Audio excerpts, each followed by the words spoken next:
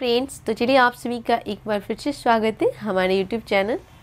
तो यहाँ पे आप लोगों ने ऑलरेडी 7 सेट्स जो है कंप्लीट कर लिया है। आज हम लोग सेट नंबर 8 का प्रैक्टिस करेंगे और आई होप आप लोगों के लिए ये सेट जो होगा बिल्कुल हेल्पफुल रहता होगा। तो आप हमें कमेंट बॉक्स में ज़रूर कमेंट कीजिए कि आपके लिए ये सेट जो है कितना हेल्पफुल रहा है। चलिए स्टार्ट करते हैं आज का फर्स्ट क्वेश्चन। क्वेश्चन नंबर 1 है, विश्व का सबसे ऊंचा सक्रिय ज्वालामुखी कौन सा है? तो यहाँ पे आपका राइट आंसर हो जाएगा कोटोपैक्सी। बात करते हैं कोटोपैक्सी का, तो कोटोपैक्सी आपका कहाँ है? तो ये इक्वाडोर में स्थित है। और अगर इसका बात करते हैं तो इसकी ऊंचाई जो है, चूँकि ये सबसे ऊंचा ज्वालामुखी है, तो इसकी ऊंचाई है आपका 5897। ओके फ्रेंड्स, यानी 5897 मीटर जो है, ये इतना ऊंचा कोटोपैक्सी ज्वालामुखी जो है वो आपका सक्रिय है। ओके फ्रेंड्स, चलिए नेक्स्ट देखते हैं क्वेश्चन नंबर 2। कौन सा द्वीप समूह जनसंख्या की दृष्टि से सबसे बड़ा है? तो यहाँ पे आपका सबसे ज़्यादा जनसंख्या की दृष्टि से देखा जाए तो यहाँ पे आपका हो जाता है जापान। तो जापान की वर्तमान में जनसंख्या जो है वो है 12,59,00,000। ओके फ्रेंड्स, तो ये भी आपके लिए इम्पॉर्टेंट होगा। अगर डेटा पूछा जाए तो आप डेटा भी बता सकते हैं। चलिए नेक्स्ट देखते हैं क्वेश्चन नंबर 3। स्थल मंडल को निम्नलिखित में से कौन वर्णित करता है? तो स्थल मंडल को कौन वर्णित करता है? तो यहाँ पे आपका हो जाएगा राइट आंसर भूपटल व ऊपरी मैंटल। ये आपको स्थल मंडल को वर्णित करता है। अब बात करते हैं भूपटल, यानी भूपटल मीन्स क्रस्ट, जो कि सबसे ऊपरी परत होती है, उसको हम लोग बोलते हैं। और अगर ये बात करते हैं तो ये आपका हो जाता है लगभग, ये पृथ्वी के अंदर 34 किलोमीटर का क्षेत्र जो होता है उसे हम लोग बोलते हैं आप लोग भूपटल। ओके फ्रेंड्स, और मैंटल का अगर बात करते हैं तो ये भूपर्वती के नीचे का भाग होता है मैंटल। यह जो होता है 2900 किलोमीटर की गहराई तक मापा जाता है। ओके फ्रेंड्स, तो ये इम्पॉर्टेंट टर्म्स हैं, तो इसे भी हम लोग ज़रूर ध्यान से देखेंगे ताकि आपके एग्जाम्स में आए तो आप इसे अच्छे से सॉल्व कर पाए। ओके फ्रेंड्स, चलिए नेक्स्ट है, सोलास वन किस प्रकार के वनों को कहा जाता है? तो ये सोलास वन जो है वो हम लोग नीलगिरी एवं पालनी पर्वत पर पाए जाने वाले शीतोष्ण कटिबंधीय वन जो होते हैं उसी को हम लोग कौन सा वन बोलते हैं? Solas one. ओके फ्रेंड्स, तो ये इम्पॉर्टेंट था, तो ये याद रखिएगा। ऐसे हम सभी को पता है कि नीलगिरी एवं पालनी पर्वत पर पाए जाने वाले वन को सोलास वन बोलते हैं, लेकिन अगर डीपली पूछ दे तो यहाँ पे आपका कौन सा हो जाएगा? तो शीतोष्ण कटिबंधीय जो होगा ये आपका हो जाता है सोलास वन। ओके फ्रेंड्स, चलिए नेक्स्ट देखते हैं क्वेश्चन। संपूर्ण भारत का अक्षांशीय विस्तार है। तो संपूर्ण भारत का जो अक्षांशीय विस्तार है वो है आपका 6 डिग्री 4 मिनट से 37 डिग्री 6 मिनट उत्तरी अक्षांश। ये आपका संपूर्ण भारत का अक्षांशीय विस्तार हो जाता है। बात कर, चलिए नेक्स्ट देखते हैं क्वेश्चन।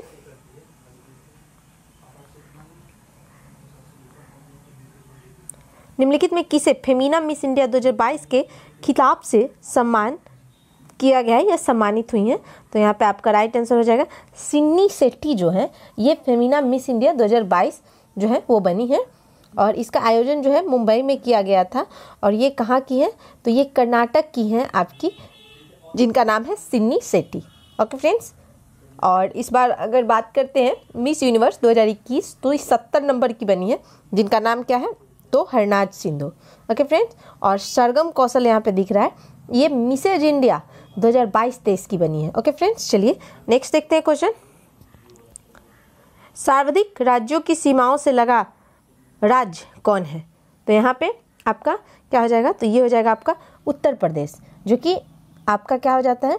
तो ये भारत का उत्तर प्रदेश जो है सबसे अधिक राज्यों से सीमा साझा करता है, जिसमें 8 राज्य जो हैं वो प्रमुख हो जाते हैं। उत्तराखंड, हिमाचल प्रदेश, हरियाणा, राजस्थान, मध्य प्रदेश, छत्तीसगढ़, झारखंड और बिहार, यानी 8 राज्यों से ये घिरा हुआ है।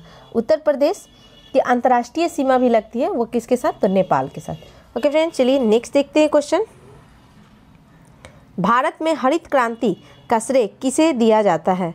तो यहाँ पे आपका राइट आंसर हो जाएगा MS स्वामीनाथन। इन्हें हरित क्रांति का श्रेय दिया जाता है। और इसका जो है स्थापना पंतनगर में जीवी पंत कृषि एवं प्रौद्योगिकी विश्वविद्यालय के नाम से 1960 में की गई थी। ये भारत का प्रथम कृषि विश्वविद्यालय है। कहाँ पे? आपका पंतनगर में, और उसका नाम है जीवी पंत कृषि। ओके फ्रेंड्स, चलिए नेक्स्ट देखते हैं क्वेश्चन। बिहार में डालमिया नगर किसके लिए प्रसिद्ध है? तो ये डालमिया नगर जो है वो आपका सीमेंट के लिए प्रसिद्ध है। तो ये इम्पॉर्टेंट हो जाता है क्योंकि इसके अतिरिक्त यहाँ कागज, केमिकल आदि उद्योग भी स्थापित है। और ये जो है आपका सोन नदी के किनारे डेहरी यानी कहाँ पे? तो रोहतास में स्थित है। ओके फ्रेंड्स, तो नेक्स्ट देखते हैं क्वेश्चन। वर्ष 2026 में 23वां फीफा फुटबॉल विश्व कप की मेजबानी किस देश द्वारा की जाएगी? तो यहाँ पे आपका राइट आंसर हो जाएगा उपयुक्त सभी। कनाडा, मैक्सिको और अमेरिका तीनों जो है इसमें आपका साथ देने वाले हैं, मतलब तीनों जगह आपका ये तीनों जगह पे आपका होने वाला है फुटबॉल विश्व कप। ओके फ्रेंड्स, चलिए नेक्स्ट देखते हैं क्वेश्चन है। निम्नलिखित में से कौन सा भारत के पूर्वी तट का एक प्रमुख बंदरगाह है? तो इसमें से कौन सा है? तो यहाँ पे आपका राइट आंसर हो जाएगा विशाखापत्तनम। नेक्स्ट है वाणिज्यिक स्तर पर रबर का उत्पादन भारत के निम्नलिखित में से किस राज्य समूह में होता है? तो यहाँ पे किस राज्य में होता है? तो यहाँ राइट आंसर हो जाएगा बी, यानी यहाँ पे आपका देख रहे हैं ना वाणिज्यिक स्तर पर रबर का उत्पादन, तो केरल, तमिलनाडु और कर्नाटक तीनों जगह आपका होता है। चलिए नेक्स्ट देखते हैं क्वेश्चन। निम्नलिखित में से किस राज्य के साथ त्रिपुरा सीमा साझा नहीं करता है? तो त्रिपुरा जो है वो असम के साथ अपना सीमा साझा नहीं करता है, जबकि नागालैंड, मेघालय, पश्चिम बंगाल ये तीनों से जो है आपका ये घिरा हुआ है। तो यहाँ से ये इम्पॉर्टेंट है। और एक तरफ आपका हो जाता है बांग्लादेश से भी ये घिरा हुआ है। ओके फ्रेंड्स, चलिए। और त्रिपुरा की राजधानी आप सभी को पता है अगरतला। इतिहास के आरंभिक काल को निम्नलिखित में से क्या कहा जाता है? तो इतिहास का आरंभिक काल जो है उसे हम लोग पुरापाषाण काल के नाम से जानते हैं। जिस काल का कोई लिखित साक्ष्य नहीं मिलता है उसे हम लोग प्रागैतिहासिक काल कहते हैं। और इसके अंदर जो है आपका उपकरणों की संस्कृति को 3 मुख्य चरणों में विभाजित किया गया है, जिसमें आपका है पुरापाषाण काल, मध्यपाषाण काल और नवपाषाण काल। ओके फ्रेंड्स, चलिए नेक्स्ट देखते हैं क्वेश्चन। यहाँ पे भगवान महावीर को किस नदी के किनारे ज्ञान की प्राप्ति हुई थी? तो यहाँ पे राइट आंसर हो जाएगा ऋजुपालिका। और ये आप सभी का सही होगा क्योंकि घटना चक्र से हमने आपको जैन धर्म करवा दिया है और जैन धर्म से रिलेटेड जो भी क्वेश्चंस आते होंगे अब उसमें कोई भी प्रॉब्लम नहीं होता होगा। ओके फ्रेंड्स, तो ये इम्पॉर्टेंट है, याद रखिएगा। भगवान महावीर 24वें तीर्थकर थे, जैन धर्म से रिलेटेड थे। और इनका जन्म कहाँ हुआ था? तो ये कुंडग्राम में, वैशाली के कुंडग्राम में इनका जन्म हुआ था। और ऋजुपालिका नदी पर ये साल वृक्ष के नीचे इन्हें ज्ञान की प्राप्ति हुई थी।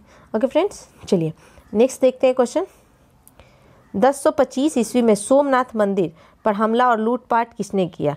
तो यहाँ पे आपका राइट आंसर हो जाएगा, तो ये हो जाएगा महमूद गजनी जो है ये आपका 1025 में सोमनाथ मंदिर पे लूटपाट और हमला किया था। तो ये महमूद गजनी अफ़गानिस्तान में गजनवी वंश का पहला सुल्तान था। ओके फ्रेंड्स, और आक्रमणों का यह सिलसिला 1001 से आरंभ हुआ और 25 में प्रसिद्ध सोमनाथ मंदिर पर हमला किया और लूटपाट करके महमूद गजनी ने ये काम किया था। भारत की धन संपत्ति को आकर्षित होकर गजनवी ने भारत पर कुल 17 बार आक्रमण किया था। और महमूद गजनी का अंतिम भारतीय आक्रमण 1027 ईस्वी में जाटों के विरुद्ध था। ये भी इम्पॉर्टेंट है कि 17 बार उसने आक्रमण किया था और 227 में अंतिम आक्रमण जाटों के विरुद्ध किया था। ओके फ्रेंड्स, नेक्स्ट है हमारा शेरशाह सूरी द्वारा जारी किया गया चांदी का सिक्का क्या कहलाता था? तो चांदी के सिक्के को क्या बोला जाता था? तो रुपया बोला जाता था। उस समय में आपका जो होता था घिसे पीटे सिक्के को एक साथ सोने, चांदी एवं तांबे के सिक्कों का प्रचलन किया गया था। तो उस समय शुद्ध चांदी का रुपया यानी वो होता था आपका 178 ग्रेन का। ओके फ्रेंड्स, फिर तांबे का अगर बात करते हैं तो तांबे के सिक्के को दाम बोला जाता था जो कि 380 ग्रेन का होता था। कौन? तो ये जिसे दाम बोला जाता था जो तांबे का होता था। तो ये इम्पॉर्टेंट थे, ये याद रखिएगा। और रुपया और दाम का विनिमय दर जो था वो था 1:64। ओके फ्रेंड्स, यानी विनिमय मीन्स एक्सचेंज करने का बात होता है, तो 1:64 के रेशियो में होता था। नेक्स्ट देखते हैं क्वेश्चन। किस पुर्तगाली गवर्नर ने ब्लू वाटर पॉलिसी शुरू की थी? तो यहाँ पे आपका राइट आंसर हो जाएगा फ्रांसिस्को डी अल्मेडा जो है इसने ब्लू वाटर पॉलिसी जो है वो शुरू की थी 1505 में। ओके फ्रेंड्स, यहाँ से ये इम्पॉर्टेंट है। और ये हिंद महासागर में पुर्तगालियों की स्थिति को मजबूत करने का प्रयत्न किया गया था, तो ये भी इम्पॉर्टेंट है। ब्लू वाटर पॉलिसी आपका कहाँ हुआ, तो हिंद महासागर में। नेक्स्ट है, निम्नलिखित में से किसे भारतीय पुनर्जागरण का जनक माना जाता है, तो यहाँ पे हो जाएगा राजा राम मोहन राय जो थे, इन्हें इसका जनक माना जाता है। नेक्स्ट देखते हैं, निम्नलिखित राष्ट्रवादी नेताओं में से किसका उपनाम महामना था, तो महामना जो था ये आपका मदन मोहन मालवीय जो थे, इनका उपनाम था महामना। इन्होंने वर्ष 1916 में बनारस हिंदू विश्वविद्यालय की स्थापना एनी बेसेंट की सहायता से किया था, ये भी आपका इम्पॉर्टेंट है। ओके फ्रेंड्स, जैसे कि सरोजिनी नायडू को नाइटिंगेल ऑफ इंडिया बोलते हैं, चित्तरंजन दास को देशबंधु, वल्लभ भाई पटेल को लौह पुरुष, भगत सिंह को शहीद आजम, रविन्द्रनाथ टैगोर को गुरुदेव, दादा भाई नौरोजी को भारत के वायुवृत्त पुरुष और बाल गंगाधर तिलक को लोकमान्य। ओके फ्रेंड्स, तो ये इंपॉर्टेंट उपाधियां हैं। चलिए नेक्स्ट देखते हैं क्वेश्चन। 1857 के विद्रोह को भारत के प्रथम स्वतंत्रता संग्राम की संज्ञा किसने दिया, तो यहाँ पे आपका हो जाएगा बी.डी. सावरकर के द्वारा ये संज्ञा दी गई थी। नेक्स्ट देखते हैं क्वेश्चन, गीता रहस्य नामक ग्रंथ किसके द्वारा लिखा गया था, तो यहाँ पे आपका राइट आंसर क्या हो जाएगा, तो ये बाल गंगाधर तिलक के द्वारा लिखा गया था गीता रहस्य। और इनका जो है कुछ पत्रिका था जो आपका हो जाएगा मराठी में केसरी, अंग्रेजी में द मराठा, ये सब इम्पॉर्टेंट है। ओके फ्रेंड्स, नेक्स्ट देखते हैं, किसने कहा जब तक यह तीसरी शक्ति अथवा इंग्लैंड यहाँ है हमारे सांप्रदायिक मतभेद हमें परेशान करते रहेंगे, तो यहाँ पे आपका महात्मा गांधी। निम्नलिखित में से मांग के सिद्धांत का अपवाद है, तो यहाँ पे आपका राइट आंसर हो जाएगा मूल्य या आवश्यक संपत्ति, ये आपका हो जाएगा मांग के सिद्धांत का अपवाद। और देखिए सार्वजनिक संपत्ति, क्लब संपत्ति, ये दोनों आपका सही है। नेक्स्ट है, निम्नलिखित में से किस देश को वर्ष 2022 देश के लिए अंतर्राष्ट्रीय समुद्री संगठन परिषद के लिए सदस्य के रूप में चुना गया, तो यहाँ पे आपका राइट आंसर हो जाएगा भारत। गिन्नी गुणांक का प्रयोग किसके लिए किया जाता है, तो यहाँ पे आपका राइट आंसर हो जाएगा बी, आय की असमानता को मापने के लिए गिन्नी गुणांक का उपयोग किया जाता है। नेक्स्ट है हमारा, स्वच्छ भारत मिशन कब आरंभ किया गया, तो ये आपका किया गया था 2 अक्टूबर 2014 को स्वच्छ भारत मिशन का शुभारंभ ये प्रधानमंत्री जी द्वारा किया गया था। ओके फ्रेंड्स, नेक्स्ट देखते हैं क्वेश्चन, निम्न में से क्रियाशील साधन कौन सा है, चलिए तो क्रियाशील साधन आपका कौन सा है, तो यहाँ पे राइट आंसर हो जाएगा श्रम जो है वो आपका क्रियाशील साधन है। नेक्स्ट है हमारा क्वेश्चन, आपका प्रकाश की तरंग दर को मापने की इकाई क्या है, तो ये आपका क्या हो जाएगा एंगस्ट्रॉम, यानी सी बिल्कुल यहाँ पे सही हो जाएगा। ओके फ्रेंड्स, चलिए नेक्स्ट देखते हैं क्वेश्चन, किसी आदर्श द्रव की श्यानता कितनी होती है, तो किसी आदर्श द्रव की श्यानता होती है 0। नेक्स्ट है, एक उड़ते हुए जहाज में निम्न में से कौन सी ऊर्जा होती है, तो एक जो जहाज उड़ता होता है उसमें स्थितिज एवं गतिज ऊर्जा दोनों होती है। ओके फ्रेंड्स, चलिए नेक्स्ट देखते हैं क्वेश्चन, वर्ष 2022 में चोंगम की बैठक किस देश में आयोजित की गई थी, तो ये आपका किस देश में हुआ था, तो यहाँ पे आपका राइट आंसर हो जाएगा रवांडा में ये आपकी बैठक जो है वो हुई थी 2018 में लंदन में। चुंगम के बाद राष्ट्रमंडल नेताओं की यह पहली व्यक्तिगत बैठक थी। ओके फ्रेंड्स, चलिए, और ये जो होता है हर 2 साल पे होता है। वर्ष 2024 में चुंगम की बैठक सामोआ में आयोजित की जाएगी। ओके फ्रेंड्स, चलिए नेक्स्ट देखते हैं क्वेश्चन, प्रवर्तन के नियम के अनुसार यहाँ पे आपतन कोण प्रवर्तन कोण के सदैव बराबर होता है, ये सही है। नेक्स्ट है, परमाणुओं के उप परमाणु कण हैं, तो यहाँ पे आपका राइट आंसर हो जाएगा प्रोटॉन, इलेक्ट्रॉन और न्यूट्रॉन। नेक्स्ट है, निम्नलिखित में से किससे स्टेनलेस स्टील में कठोरता आती है, तो यहाँ पे आपका राइट आंसर क्या हो जाएगा, तो ये हो जाएगा आपका कार्बन की वजह से आपका कठोरता आता है। किस रोग में प्रतिरक्षा प्रणाली कम प्रभावित या नहीं प्रभावित होती है, तो यहाँ पे आपका हो जाएगा इन्फ्लुएंजा जो है इसमें ये कम प्रभावित होता है या प्रभावित नहीं होता है। नेक्स्ट है, प्रकृति में पाए जाने वाला सबसे शुद्धतम रूप क्या है, तो ये आपका हो जाएगा वर्षा का जल। नेक्स्ट है, किन युग्मों में भौतिक राशियों के समान विमीय सूत्र सही है? तो यहाँ पे आपका सूत्र नहीं है यहाँ, सॉरी, तो यहाँ बताना है। तो यहाँ आपका राइट आंसर हो जाएगा बल एवं दाब, ये इसकी बीमा जो है समान नहीं है। नेक्स्ट है हमारा क्वेश्चन, निम्नलिखित में कौन विद्युत का अच्छा चालक नहीं है? तो विद्युत का अच्छा चालक कौन नहीं है? तो यहाँ पे ऑप्शंस आपको दिख रहा होगा, तो यहाँ पे आपका राइट आंसर हो जाएगा ब्रोमीन जो है वो विद्युत का अच्छा चालक नहीं है।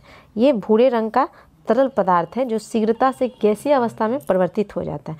ब्रोमीन विद्युत का अच्छा चालक नहीं है, जबकि ग्रेफाइट, तांबा और चांदी ये तीनों जो है आपका अच्छा चालक है। ब्रोमीन को एक तरल हैलोजन तत्व भी बोलते हैं। ओके फ्रेंड्स, नेक्स्ट है डाउन सिंड्रोम है। तो डाउन सिंड्रोम क्या है? तो ये आपका है अनुवांशिक रोग।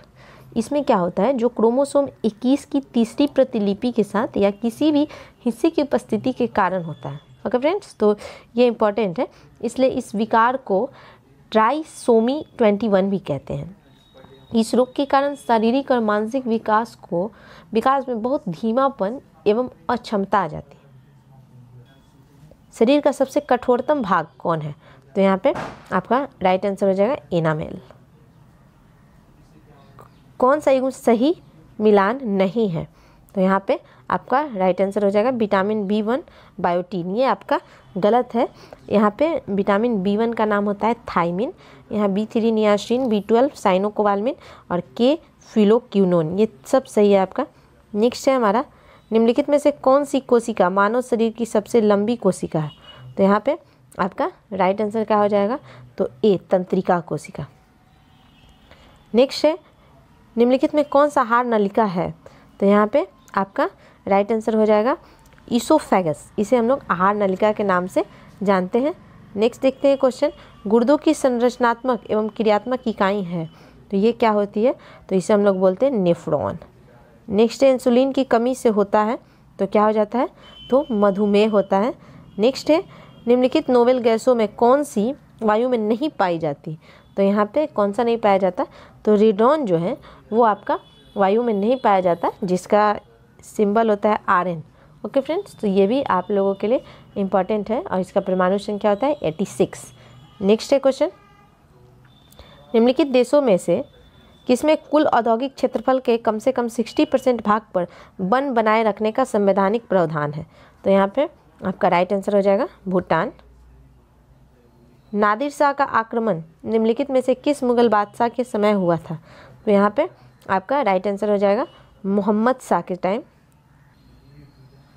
निम्नलिखित में सबसे कम आबादी वाला नगर? तो सबसे कम आबादी वाला नगर है आपका वेटिकन सिटी। जब इसकी आबादी अगर जानिएगा तो आप लोग थोड़ा दंग रह जाइएगा।